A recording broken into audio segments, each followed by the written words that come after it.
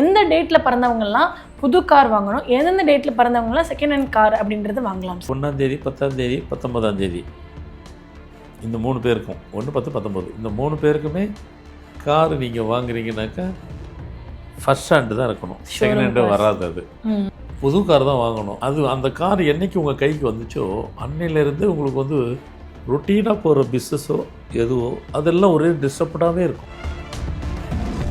ஒரு நில் பொசிஷனில் கொண்டு வந்து விட்டுருது. இந்த செகண்ட் ஹேண்ட் வண்டி வாங்குறதுனால இன்னும் இப்படி சொல்கிறீங்க. ஆமாம், இது ட்ரூ. விட்டுருது, அது ஒரு மறுக்க முடியாத உண்மை. அது அதேமாதிரி பிஸ்னஸும் சேம், இதே தான். என்ன சேமு, நல்லா பண்ணிக்கிட்டே இருக்கிறீங்க, ஒரு பிஸ்னஸ் இருக்குது, அந்த பிஸ்னஸை நீங்கள் வாங்குறீங்க, அவங்க ஏற்கனவே ரன் பண்ணிகிட்டு இருப்பாங்க, நடத்த முடியல, ஏதோ ஒரு ரீசன் இருக்கும். அந்த மாதிரி செகண்ட் ஹேண்டு நீங்கள் பர்ச்சேஸ் பண்ணால் உங்களுக்கு ஒர்க் அவுட் ஆகுமா அப்படின்னாக்கா, நீங்கள் அதை பண்ணுறதுனால உங்கள் ஏற்கனவே உள்ள பிஸ்னஸோ உங்களுக்கு கூடாததை நீங்கள் பண்ணிட்டீங்கன்னாக்கா உங்களுக்கு டிஸ்டர்பன்ஸ் இருக்கும். 2 11 20 29 இவங்க எல்லாத்துக்குமே அதே மாதிரி பிஸ்னஸில் செகண்ட் ஹேண்டு ஒர்க் அவுட் ஆகுமா, நியூ ஹேண்டு தான் ஒர்க் அவுட் ஆகுமானாக்கா, செகண்ட் ஹேண்டு 100% சூப்பராக ஒர்க் அவுட் ஆகிடும். அப்போ நியூ ஓகே தான். ஆனால் செகண்ட் ஹேண்டு ஒர்க் அவுட் ஆகிற அளவுக்கு நியூ ஒர்க் அவுட் ஆகுமானா இல்லை. இதை கம்பேர் பண்ணால் இதுதான் ஜாஸ்தி மாற்றி நடக்குது. ஒருத்தர் கார் வச்சுட்ருக்காரு, அவர்கிட்ட ஓடவே இல்லை இருக்குது, நீங்கள் வாங்கலாம், அந்த வண்டி ஓடிக்கிட்டே இருக்கும், அது உங்களுக்கு அடாப்ட் ஆகுது. அதேமாரி 3 12 21 30ஆம் தேதி உள்ளவங்களுக்கு நியூ காரு தான். ஓல்டு காரு ஃப்ரீயாக கொடுத்தவொடனே வாங்கக்கூடாது, பிஸ்னஸும் கனெக்ட் ஆகாது.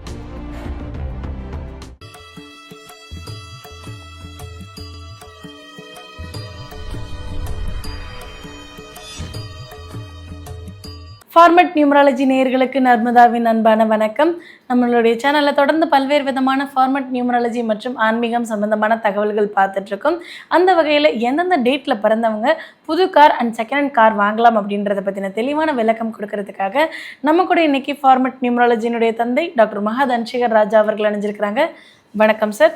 வணக்கம்மா சார், இந்த கார் நம்பர்ஸ் பற்றி நம்ம ஏற்கனவே ஒரு பதிவு கொடுத்துருந்தோம் சார். அதில் நிறைய பேர் கமெண்ட்ஸில் வந்து கேட்டிருந்தாங்க, இந்த மாதிரி வந்து சார் நான் இந்த டேட்டில் பிறந்திருக்கேன், எனக்கு வந்து நான் வந்து ஃப்ரெஷ்ஷாக கார் வாங்கணுமா, இல்லை செகண்ட் ஹேண்ட் கார் வாங்கலாமா, இல்லை வந்து தேர்ட் ஒரு ஓனராக நான் கார் வாங்கலாமா அப்படின்ற மாதிரி நிறைய பேர் இந்த டவுட் கேட்டிருந்தாங்க.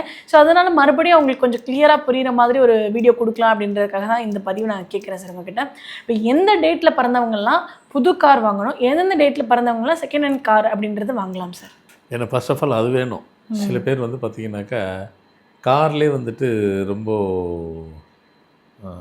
சொஃபிஸ்கேட்டான லக்ஸரி காருன்னு இருக்குது. அது வந்து சில பேர் அக்கௌண்ட் பர்பஸ்க்காக வாங்கி சும்மா ரன்னிங்லேயே இருக்காது, அப்படியே சேல் பண்ணணும்னு பண்ணுவாங்க. ஓகே, அவங்க அக்கௌண்ட் பர்பஸ் வாங்குறாங்க, அவங்க எதுக்கு வாங்குறாங்களும் தெரியாது, சேல் பண்ணிடுவாங்க, யூசேஜே இருக்காது. இன்னும் சில பேர் சும்மா கேஷுவலாக வாங்குவாங்க, ஆனால் கட்ஸுக்காக வாங்குவாங்க, ப்ரிஸ்டேஜுக்காக வாங்குவாங்க. காருக்கு வீட்டுக்கு முன்னாடி கார் நிற்கணும், அப்புறம் விற்றுருவாங்க. அவங்க வாங்குறாங்க, அவங்க விற்கிறாங்க, அவங்க சௌகரியம். ஆனால் வாங்க போகிறாங்க பாருங்கள், அதை செகண்ட் ஹேண்டில் அவங்களுக்கு அது ஓகேவா இல்லையான்னு பார்க்கணும். நம்பர்லாம் கரெக்டாக வருது, அதெல்லாம் அப்புறமா. உங்கள் டேட் ஆஃப் பர்த்துக்கு உங்கள் நம்பரு, கார் வாங்குறது எப்படி அப்படிலாம் சொல்கிறோம், அதெல்லாம் அப்புறமா. உங்கள் டேட் ஆஃப் பர்த்துக்கு காரு புது கார் வாங்கணுமா பழைய கார் வாங்கணுமான்னு ஒன்று இருக்குது. நம்ம ரொம்ப நாளுக்கு முன்ன நம்ம போட்டோம். அது இப்போது அதை வேறு மாதிரிலாம் கேட்க போகிறோம். வெறும் கார் மட்டும் இல்லை, உங்களுக்கு இதோடு சேர்த்து பிஸ்னஸுக்கும் அதே மாதிரி தான். பிஸ்னஸும் வந்து அது அப்படி சொல்கிறேன். பிஸ்னஸ் வந்து சில பேர் ஒரு பிஸ்னஸ் ரன் பண்ணிகிட்டே இருப்பாங்க, அவங்களால ரன் பண்ண முடியும் போது அதை அப்படியே சேல் பண்ணிடுவாங்க, இன்னொருத்தர் அதை அப்படியே பர்ச்சேஸ் பண்ணிப்பாங்க. முதல்ல காருக்கு வரும், அப்புறம் அதுக்கு வரும். இந்த காரில் வந்து பார்த்திங்கனாக்கா 1ஆம் தேதி 10ஆம் தேதி 19ஆம் தேதி இந்த 3 பேருக்கும் 1 10 19 இந்த 3 பேருக்குமே காரு நீங்கள் வாங்குறீங்கனாக்கா ஃபர்ஸ்ட் ஹேண்டு தான் இருக்கணும், செகண்ட் ஹேண்டு வராது. அது புது கார் தான் வாங்கணும். ஏங்க, நானே கொஞ்சோண்டு காசு வச்சுருக்கிறேன், என்ன போய் புது கார் நான் எங்கே போகிறது? பொறுமையாக கூட வாங்கிக்கிங்க, பெரிய தப்பு இல்லை. கொஞ்சமாக காசு இருக்கிறதுன்ட்டு செகண்ட் ஹேண்டுன்னு வாங்கினீங்கனாக்கா அது சில பேருக்கு வசதி இருக்கும். சில பேர் நான் முதல்ல சொன்ன பாருங்கள் ஒரு சப்ஜெக்ட்டு, பெரிய லக்ஸரி காரை, அது ஓட்டமே இல்லை, கம்மியாக இருக்குது, அதை வாங்கிக்கிறேன்னு வாங்குவாங்க. அது பெரிய ட்ராபேக்ஸில் கொண்டு போய் விட்டுரும். நீங்கள் புதுசு வாங்கணுங்கிறது உங்களுக்கு எழுதி வைக்கப்பட்டது. நீங்கள் போய் பழசை போய் டச் பண்ணிங்கன்னா உங்களுக்குன்னு ஒரு லைஃப்பில் நீங்கள் போயிட்டுருக்கிறீங்க. ஏதோ ஒரு ஸ்டேட்டஸில் போகிறீங்க, உங்கள் லைஃப்பில் ஒரு ஸ்டேட்டஸோடு போகிறீங்க. ம். இந்த கார் வாங்கினீங்கனாக்கா அந்த ஸ்டேட்டஸே உங்களுக்கு புரோக்கன் ஆயிரும், உடஞ்சி போயிடும். ம். ஏங்க இதை வாங்கினா அது எப்படி நடக்கும்? நடக்கும். இதை தான் நம்ம ப்ரோக்ராமில் நிறைய விஷயத்தில் நிறைய அதனுடைய சூட்சமத்தெல்லாம் சொல்லிக் கொடுக்கும். அதுக்கு என்ன சம்பந்தம் அப்படின்னு நினைப்பீங்க. அது அந்த கார் என்றைக்கு உங்கள் கைக்கு வந்துச்சோ அன்னையிலேருந்து உங்களுக்கு வந்து ரொட்டீனாக போகிற பிஸ்னஸோ எதுவோ அதெல்லாம் ஒரே டிஸ்டர்ப்டாகவே இருக்கும். ஏன்னா நம்ம வந்து சும்மா டெய்லி யூஸ் பண்ணுறதுக்கு வாங்குற ஒரு ஹேண்ட்பேக், ஒரு வேலட் கூட வந்து அது நமக்கு நல்லதை கொடுக்குதா கெட்டதை கொடுக்குதா, பணம் அங்கே தங்குதா தங்கலையே நம்ம யோசிப்போம். ஆனால் அந்த வெஹிக்கிள் நம்ம உயிரே கேர் பண்ணிட்டு போகிற ஒரு விஷயம் இல்லையா? கரெக்டாக சொன்னீங்க. ஒரு ஹேண்ட்பேக் கூட சென்டிமெண்ட்டாக இது ராசின்னு சொல்லிட்டு வேறு வாங்க மாட்டீங்க. வாங்கினதுக்கப்புறம் சேரவே மாட்டேதா பணம்னா சொல்கிறீங்க. கரெக்டான பாயிண்ட். ஹேண்ட்பேக்குக்கு அவ்வளோ சமாச்சாரம் இருக்கும்போது வண்டிங்கிறது அது இன்னும் பயங்கரமாக வேலை செய்யும். இல்லை நமக்கு என்னென்னா நீங்கள் சொன்ன மாதிரி ஹேண்ட்பேக்கில் பணமே சேரலைங்கிறது சிம்பிளாக சொல்லிக்கிறோம். ஆனால் இந்த நான் வண்டி வாங்குறது மட்டும், இந்த கார் மட்டும் என்ன சொன்னேன்னா அது பெரிய செட்பேக்கே அடிச்சிருது. ரொட்டீனாக வழக்கமாக போகிற பிஸ்னஸை கூட உங்களுக்கு செட்பேக் அடிச்சிருது. செட்பேக்குனாக்க பின்னோக்கி கொண்டு போயிடும், ஒரு நில் பொசிஷனில் கொண்டு வந்து விட்டுருது. இந்த செகண்ட் ஹேண்ட் வண்டி வாங்குறதுனால என்ன இப்படி சொல்கிறீங்க? ஆமாம், இது ட்ரூ. விட்டுருது, அது ஒரு மறுக்க முடியாத உண்மை. அது அதேமாதிரி பிஸ்னஸும் சேம், இதே தான். என்ன சேமு?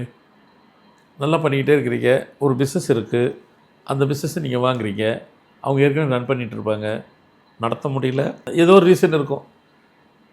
அதுக்குள்ளெல்லாம் நம்ம போக வேண்டாம். அந்த மாதிரி செகண்ட் ஹேண்டு நீங்கள் பர்ச்சேஸ் பண்ணால் உங்களுக்கு ஒர்க் அவுட் ஆகுமா அப்படின்னாக்கா, நீங்கள் அதை பண்ணுறதுனால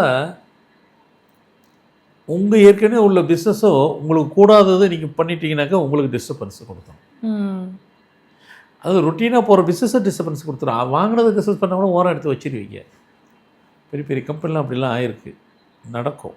ஏன்னா அவங்களுக்கு புதுசு தாங்க ஓகே, செகண்ட் அவங்க தொடக்கூடாது. அதை மீறி கை வச்சாங்கனாக்கா ஏற்கனவே இருக்கிற பிஸ்னஸும் டிஸ்டர்பன்ஸு கொடுத்துரும். ஸோ அதனால் வந்து பிஸ்னஸும் பண்ணக்கூடாது, செகண்ட் ஹேண்டும் வாங்கக்கூடாது. அந்த மாதிரி ஃபஸ்ட்டுன்னா ஃபஸ்ட்டு தான். அதே மாதிரி 28ஆம் தேதின்னு ஒன்று இருக்குது, அவங்களுக்கு அது பொருந்துது. செகண்ட் ஹேண்டும் பொருந்துது. 28 நாள் ஒன்று தான். 1/10/19 வரைக்கும் நான் சொன்ன கான்செப்ட் ஓகே. 28 1 தான் கனெக்ட் ஆகுது, அது வராது. அது 1ஆம் தேதியினுடைய ஆக்டிவிட்டீஸ் அப்படியே அவங்களுக்கு இருக்கவே இருக்காது. இவங்க வரமாட்டாங்க, அதுக்குள்ளே கனெக்ட் ஆக மாட்டாங்க. இவங்க செகண்ட் ஹேண்டு ஒர்க் அவுட் ஆகும். இவங்களுக்கு செகண்ட் ஹேண்டு பிஸ்னஸும் பர்ச்சேஸ் பண்ணலாம், காரும் வாங்கலாம் ஆச்சுங்களா.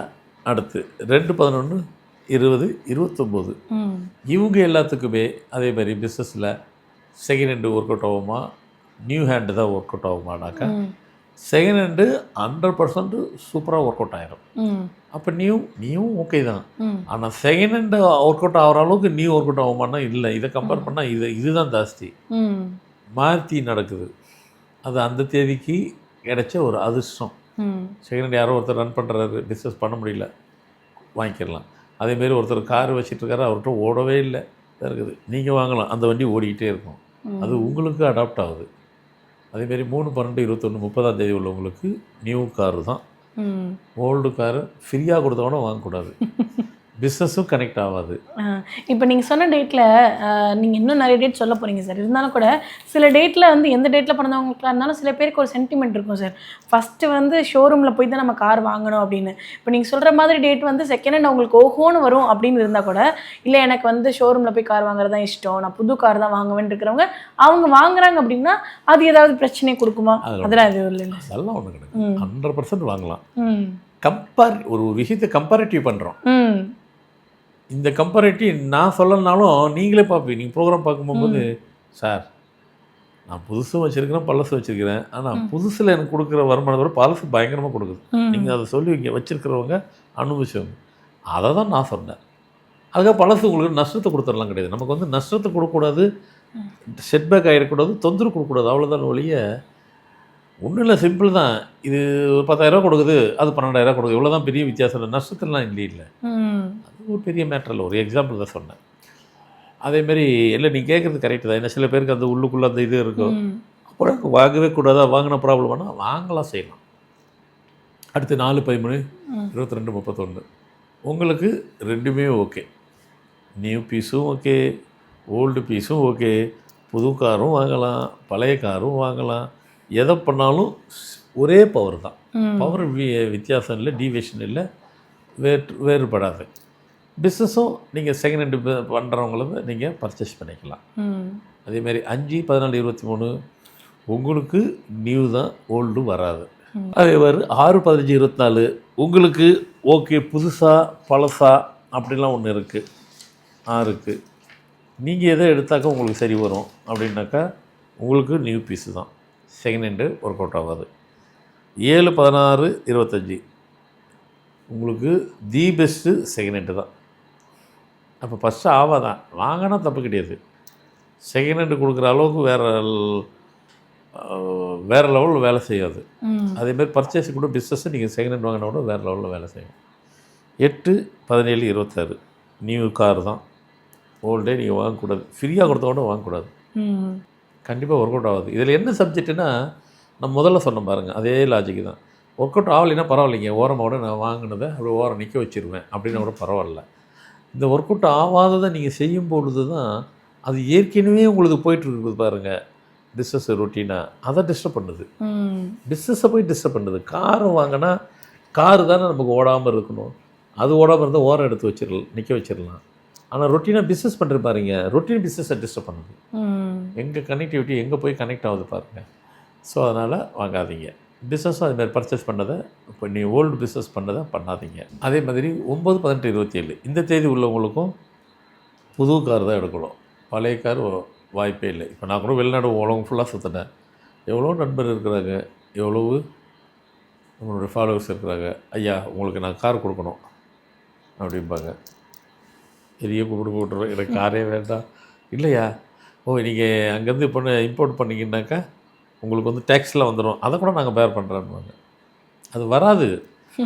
முதல்ல சொல்லி பார்த்தா கேட்கல, அப்புறம் சொன்னேன் செகண்ட் ஹேண்ட்லாம் எனக்கு ஒர்க் அவுட் ஆகுதுங்க. இது செகண்ட் ஹேண்ட் இல்லையா, நாங்கள் வாங்கி 3 மாதம் தான் ஆகுது, யூஸே பண்ணல, புதுசாக வேண்டாம், புதுசாக ஹெவி டேக்ஸு, நாங்கள் கதையே வேண்டாம் எனக்கு. அப்படி இருந்தாங்க என் வீட்டில் 50, 100 கார் இருக்கும், அந்த கதையே வேண்டாம். அதுக்கு தான் நான் சொன்னது, புது காரை வாங்கிக்கிங்க, பழசு ஃப்ரீயாக கொடுத்தா கூட வாங்காதீங்க. அதுக்கு தான் எக்ஸாம்பிள்.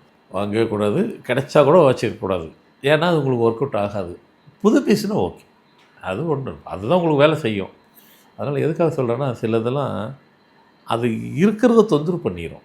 அதுக்காக தான் நமக்கு என்னென்னா, ஓடலைன்னா ஓரம் எடுத்து வச்சிடலாம், அப்படி பண்ணால் பரவாயில்ல. பிஸ்னஸும் அதேமாரி தான், புதுசாக பண்ணுங்க. பழசு யாருனா இருந்தாலும் அதை வாங்கி பண்ணாதீங்க, ஒரு காலம் ஒர்க் அவுட் ஆகுது.